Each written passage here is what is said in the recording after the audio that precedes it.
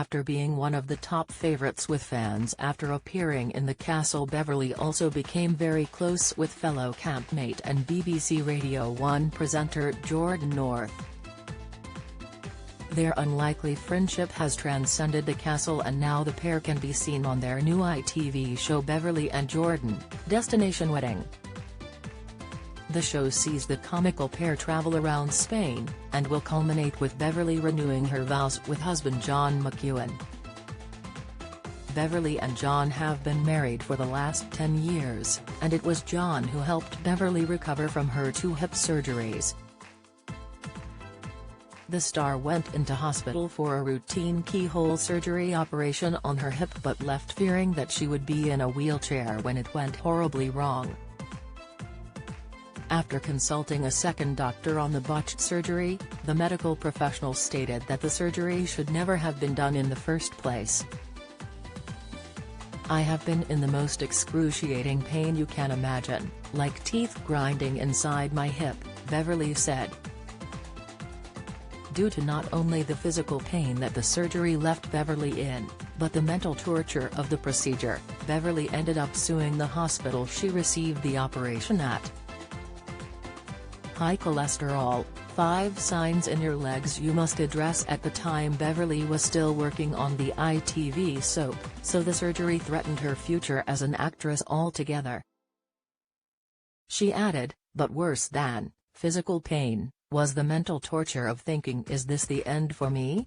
A huge part of me thought I'd never be able to return to Coronation Street, that I wouldn't even walk again."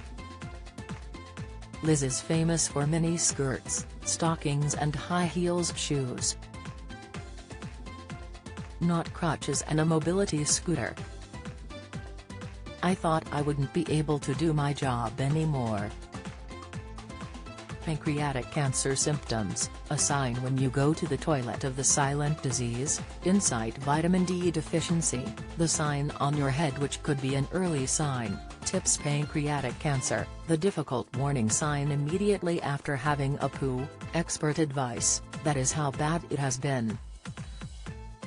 "There was definite doubt over whether I would walk again. I was in a state of shock and pain for 4 months. It has been absolute hell." Beverley was advised to have the operation after feeling a niggle in her hip. And after suffering for quite some time she visited her GP. "He said he thought I had an easily remedied soft tissue tear inside my hip," Beverley said, explaining her hospital horror to the Mirror. Beverley elaborated, "I saw a consultant a few days later who did scans and said it needed a minor operation in mid-March as a day patient. I had the procedure and the nurse said afterwards it went really well." However, to Beverley's dismay, an agonizing week later the consultant told her that in fact the surgery had not gone well at all and her hip had crumbled. In a state of shock, Beverley recalled, "I was numb. I couldn't take it in. I asked what next and he said it would be urgent, but because of COVID-19 things were up in the air. I went home and over the following weeks the pain just got worse and worse despite painkillers they gave me. I couldn't stand. If I moved my right leg in any direction, the pain was indescribable. It was a burning and shooting pain up and down my leg. My muscles would twitch, I could see them doing it. I couldn't get comfortable seated, standing, laying. I couldn't sleep. I was in tears for many days and believe me, I'm not a wuss. My dentist thinks I'm really tough, so does my GP. But this just floored me. I saw no way out." On July 20, Beverley finally received the hip replacement she needed, but due to the ongoing damage that the first procedure had caused, she was left with nerve and muscle damage. The NHS explains that hip replacement surgery is required when the hip joint is worn or damaged so that mobility is reduced and even resting is painful for the individual.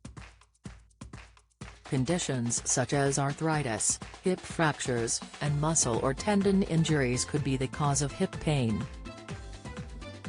If you feel any sort of tightness, stiffness or aching in your hips, thighs or groin, it is recommended to speak to your GP.